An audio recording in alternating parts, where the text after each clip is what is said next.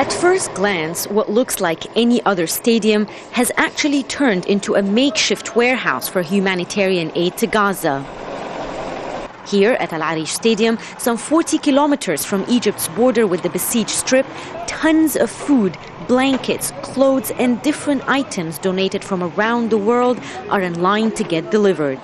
By the running track and by the Olympic pool, they linger.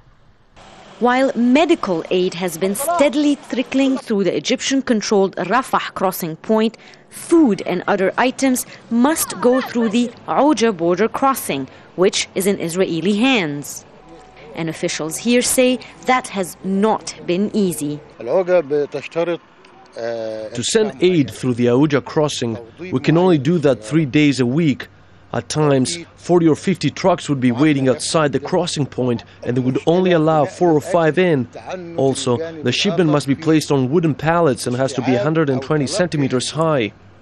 These blankets here and various food items were hauled to the Arish Stadium from a number of towns and cities all over Egypt. Officials here tell us young men and women, even children, carried these items and brought them here to help the Palestinian people. But now they have to be bagged and wrapped according to Israeli specifications before they are loaded onto trucks and delivered to the crossing point.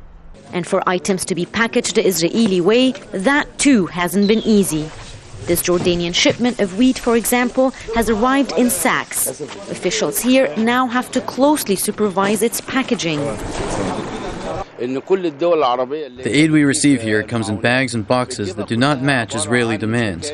We had to find the manpower to package and load it properly. At times, we had to go around mosques in Arish and issue a call for volunteers. Doctors, engineers, and accountants all came here to load aid. It's been rather tedious that at one point, volunteers hid bread and cheese in medicine boxes to have it cross through Rafah. Their scheme was revealed and the shipment was sent back.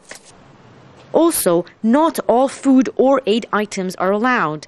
These water bottles have been turned back by Israeli officials, and so were generators and tents. Days after the ceasefire, the UN says there's an acute shortage of bread in Gaza, and nearly 1/3 of Gazans are still without water.